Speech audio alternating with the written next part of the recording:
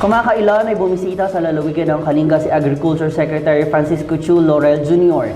Tiniyak ng opisyal ang pagtatatag ng rice processing system at food hub na may cold storage facility sa probinsya bilang pagpapalakas sa sektor ng agrikultura. Si Irene Siknao para sa balita.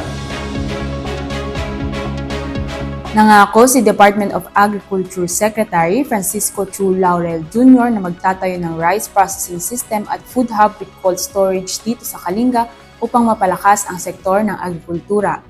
Binigay ng kalihim ang kanyang commitment para sa mga proyektong ito nang bumisita siya sa Kalinga kamakailan.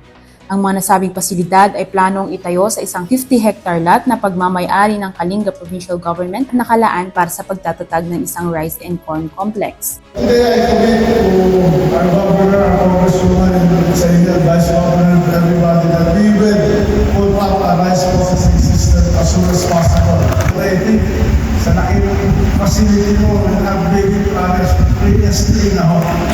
So, yung pinakamalaki natin para sa matulog ho, lalo na sa presyo ng ating mga palay, sa ating mga farmers, sa lalo na ng panahon. We will try to build it starting this year.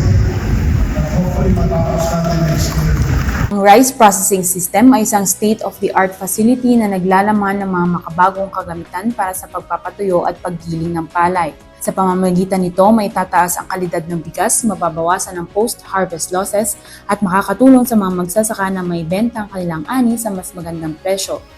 Ang problema dito, unang-una, limitado yung kalye, medyo isolated.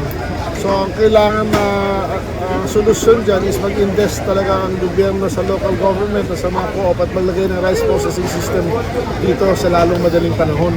No? Among others, pati drying systems para hindi na mahawakan ng trader ang mga magsasaka dito. At kaya nilang itago ang palay na mas matagal at hindi sila subject to kailangan ibenta kagad. Sabing pagbisita ni Chu Laurel Kalinga, ininspeksyon niya ang warehouse ng NFA sa Bulanao, Tabuk City. Nakipagdialogo din siya sa mga magsasaka kung saan direkta niyang narinig ang hinaing ng sektor at tinugunan ang mga ito.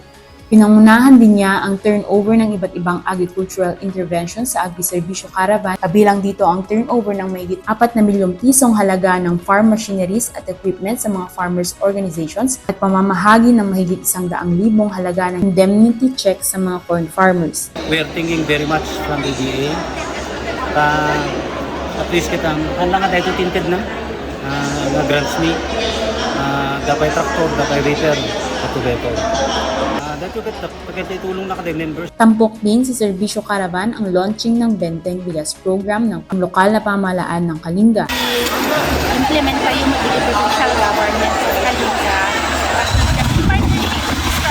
Partnership National Food Authority and the Food Terminal Incorporated. Kasi karoon di another venue for yung nakutay overpriced rice. Din sa Serbisyo Caravan ang distribusyon ng fingerlings sa mga fisherfolk, kadiwan ng Pangulo, Diskwento Caravan at iba pang mga serbisyo ng mga ahensya ng gobyerno.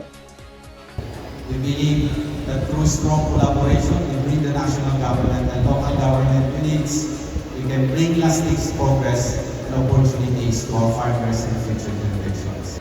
Irene Siknao mula PIA Kalinga para sa PIA News Cordillera.